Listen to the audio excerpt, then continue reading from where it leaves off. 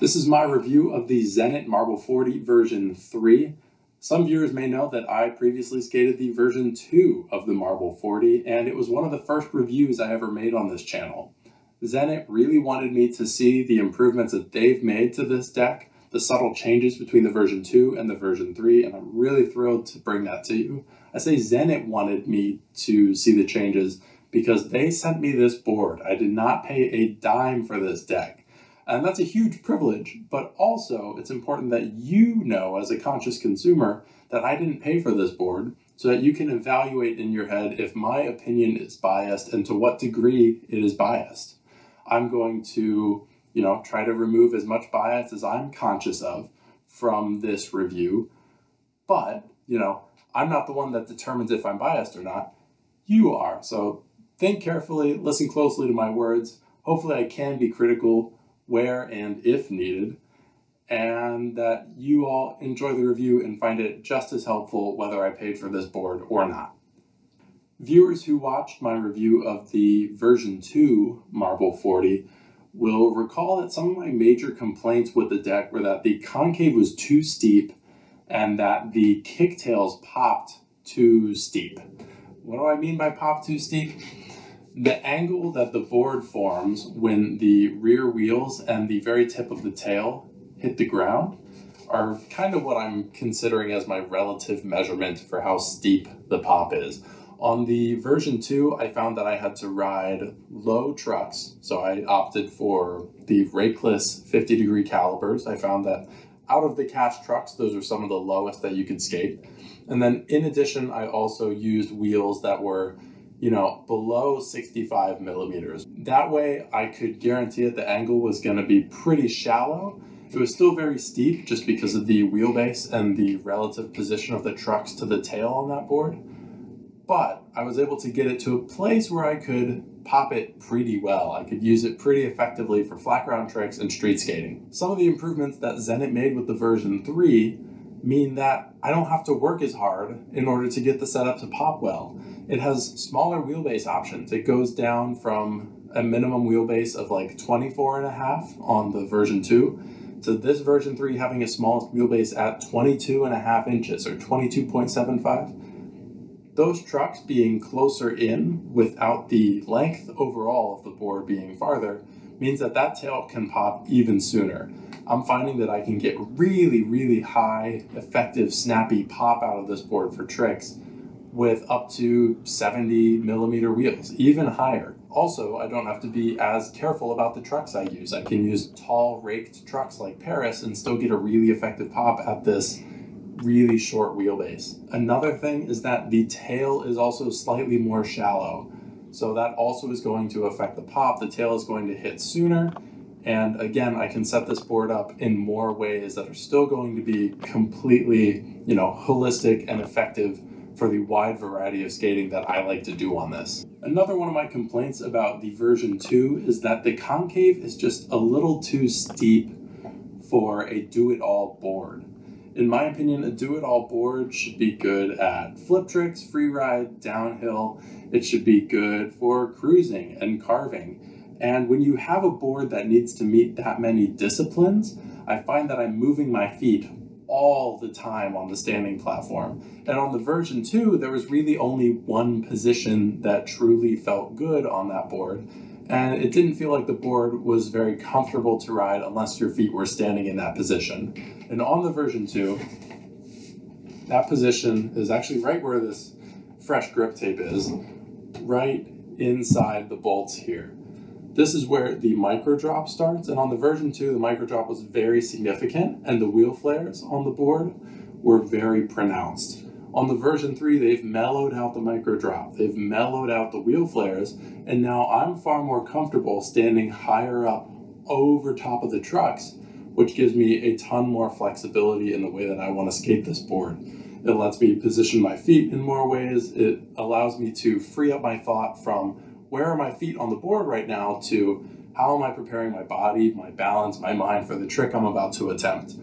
I like that this board, the lack of concave, helps me think less about where are my feet going to interact with the board, which may not be the truth for you. Some people who pick up this board will miss the steeper concave and the steeper wheel flares because it tells their feet to go exactly to one place on the board without there being much confusion or need to search around for that optimal foot position. It's like using a foot stop as having an intense concave.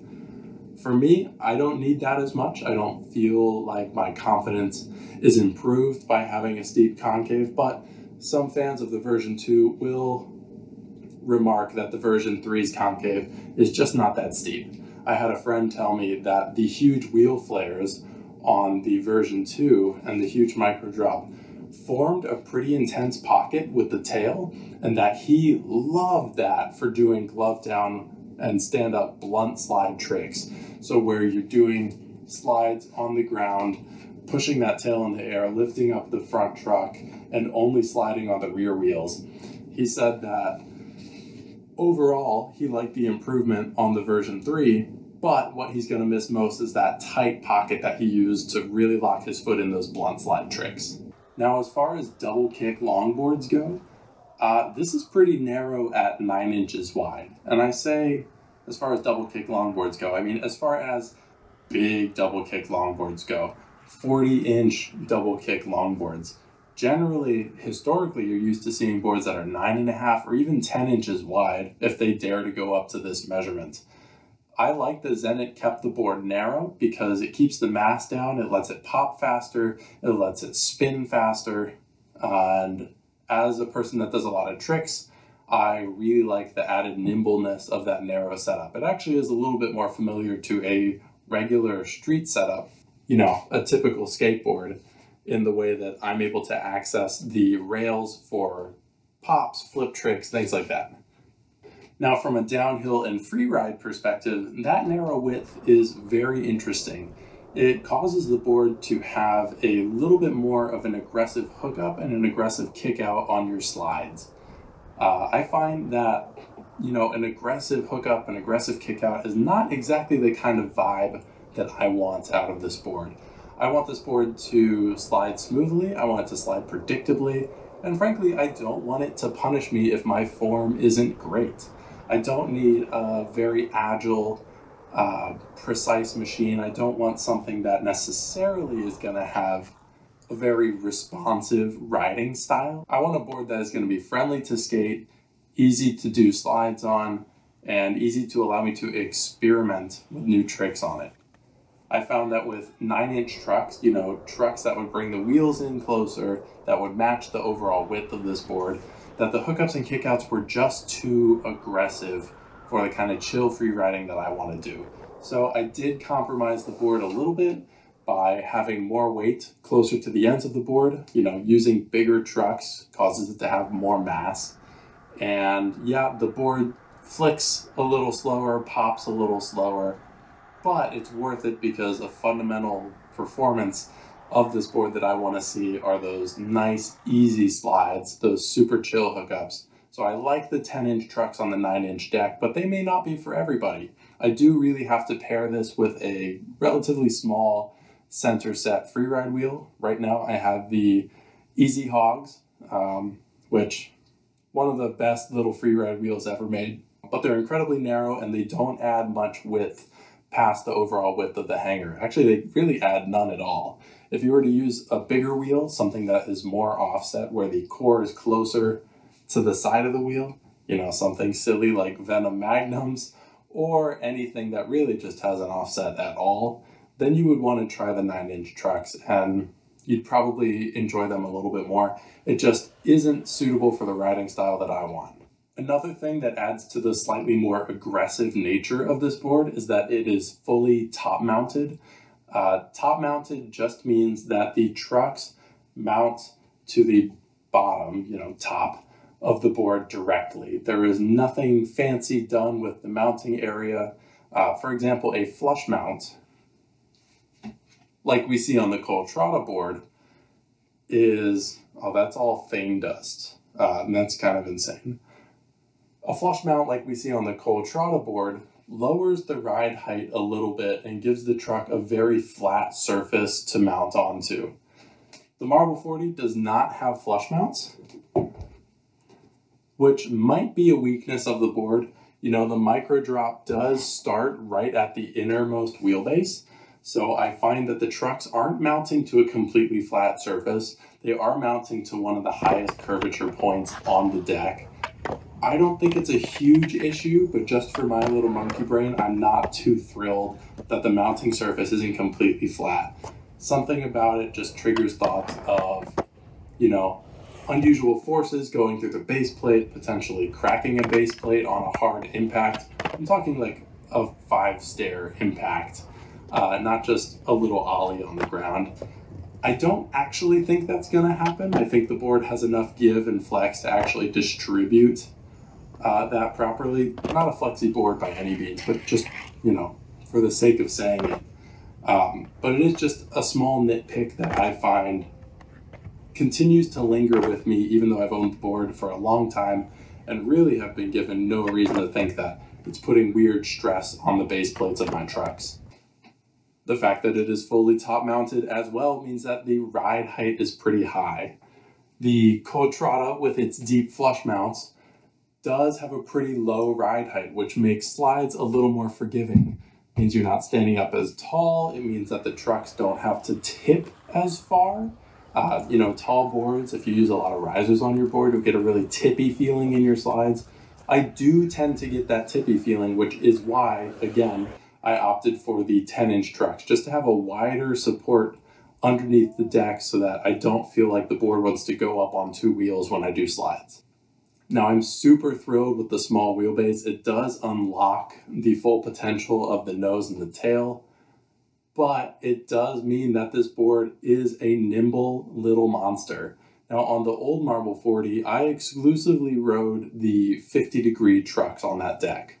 I thought that 50-degree trucks were completely suitable on that board. I liked the agility on the 24.5-inch wheelbase, and I didn't feel like I was compromising the stability in a terrible way.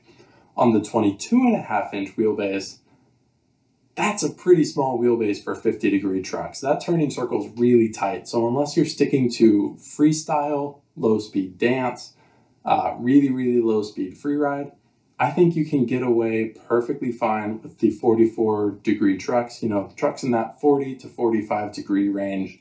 I find that if I set up the trucks with enough turning and leaning ability, you can see these big wheel flares with the cutouts for the wheels, these wheel wells, give me ample space for the board to lean over.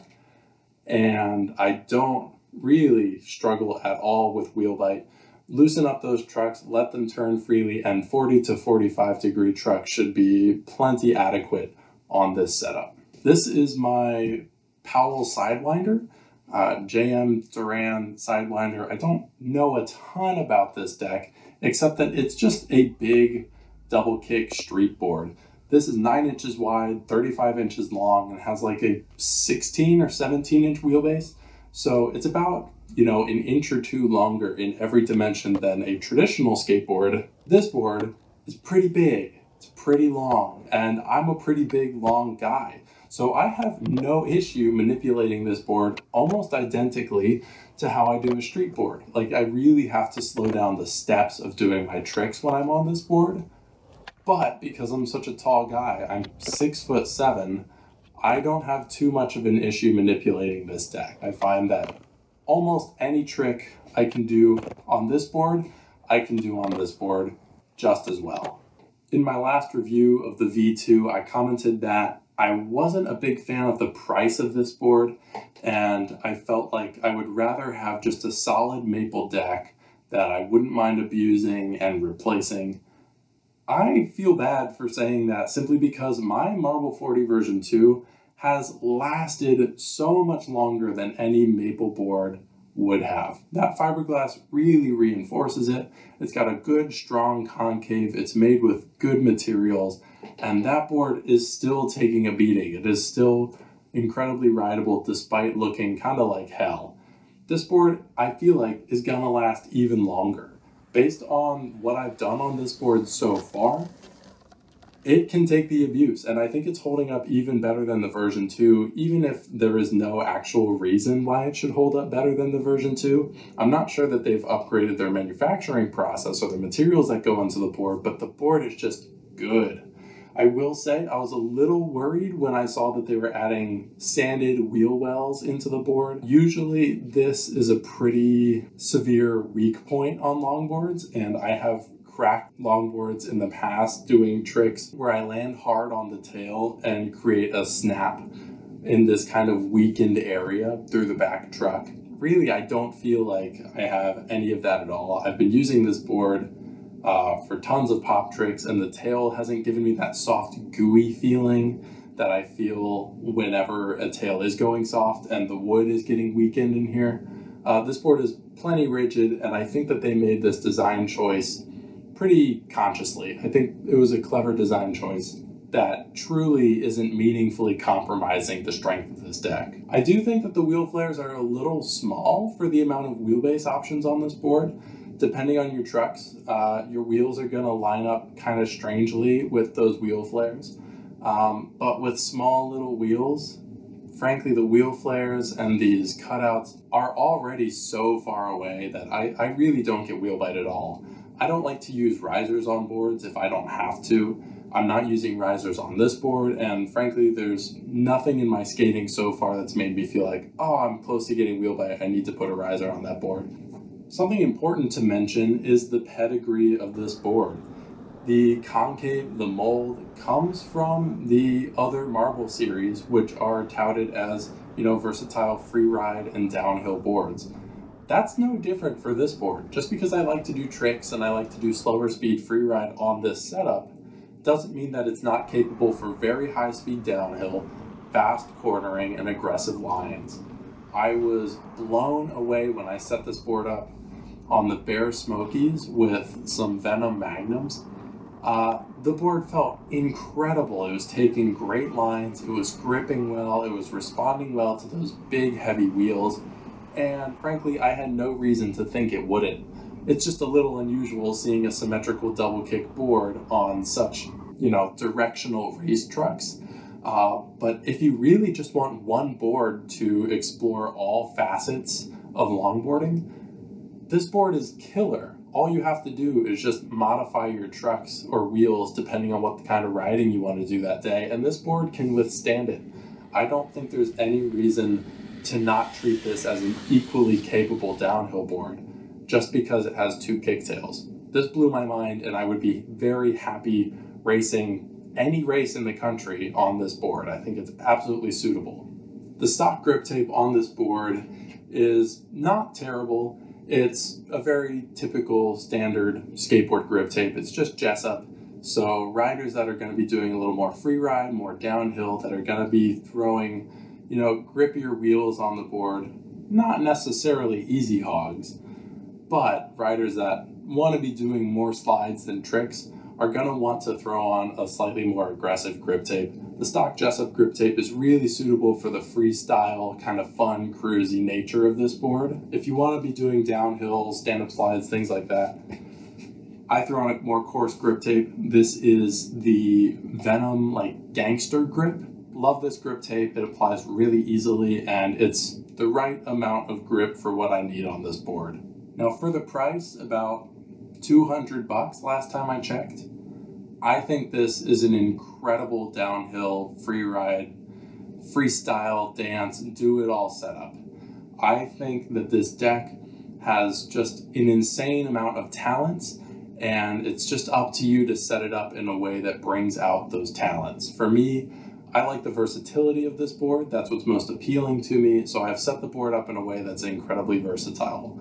My 44-degree raked caliber trucks, my easy hogs, the 10-inch trucks, the tiny 22.5-inch wheelbase makes this board incredibly nimble. It makes it incredibly reliable in slides, and it makes it just responsive enough that I can throw it down most hills, but then also go out and skate urban spots where I can go ollie downstairs, grind, or challenge a skater to a game of skate. I love this board so much. It is always going to have a place in my quiver, and frankly, if I didn't have a quiver at all, this is the only board that would be in it. It's incredible rigidity, the great concave, and just the very thoughtful shape all add up to be a board that I would be happy, very content doing any level of downhill or free ride on. And it's so cool that I can bring this to a skate park and fit in just like any other board. Y'all, this is something on the Zenit website that I wanted to make sure that you saw. This is a really cool part of their website, a really cool offering, are their B grade and experimental decks. So the B grade boards are going to have some sort of flaw that usually is only visual. And if it's not a visual flaw, then it'll say it in the description. Even the cosmetic defects are in the description. In the case of this beautiful catnip, you can see that it's just a little bit of marring happened on the fiberglass itself. And for 95 bucks, I mean, that's a goddamn steal. If you're anything like me, you're going to shred your boards right away. They're going to be dirty. They're not going to look like they just got off a factory floor. At least that's the way that I like to treat my equipment. Yeah, so you get tons of options and really cool chances to get on the kinds of boards that you want to skate for cheap. Additionally, if you have a little bit more cash to spend, or you want something that's one of a kind, you come over to the experimental page.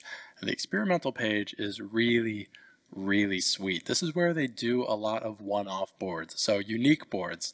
A lot of these decks are the only one of its kind that are going to get produced, and they have a lot of really cool options. Some that caught my eye already are this. It's the Zenit UFO, but in like a wider shape than the like 9-inch UFO. This looks like they're 9.25. Yeah, the UFO is based on the mini marble concave, and so it's going to have micro drops similar to the ones that we're looking at today. This carbon marble 40 is so sick, and at 143 bucks, that is a steal. That's gorgeous. We can tell this is the V2 marble because of the mounting options, and also I can tell from the style of the paint on top. But even still, it's an incredible board, and to get a fully carbon board like that, it's actually really incredible. If this is not in stock by the time you come check out this page, it's because I bought this board. This thing is absolutely fucking gorgeous. But yeah, I love looking through here. I love seeing what their artists are up to. Here's a V3 Marble 40 done in the same style as the mini marble, so with the black background and white streaks instead of white with the black streaks. Yeah. Oh, I just got to ride one of these this weekend. This draft is such a good board. It has really awesome balance for being like a dropped low board. Usually those boards have pretty drastic tendencies to oversteer, but the angled split built into the board feels really good, and it's just really nicely solid in its construction. It's heavy, feels great to slide. Throw some grippy wheels on there, tuck some runs. I really enjoyed it in some corners. But yeah, go check this out, have a field day, get yourself something very unique. This Marlboro rocket is gorgeous. Look at that. Love the gold and the red. If it weren't so narrow, this board would be under my feet for sure. For sure. But let's end on that note. I appreciate you guys so much. I hope you support this cool-ass company like Zenit because they supported me. And they've not asked me to promote any of this. They've not asked me to shout out their B grade or their experimental boards.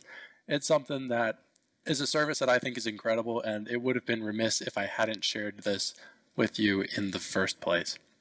That looks like a Marble 46. Oh yeah, 45. That's so cool. Yeah, man. Love it. Love Zenit. Love what they're doing. The services, the products that they're providing to our community are really fucking sick. So go out, get yourself a Zenit board. I hope it's a double kick. I pray it's a double kick. And have a wonderful, wonderful rest of your day.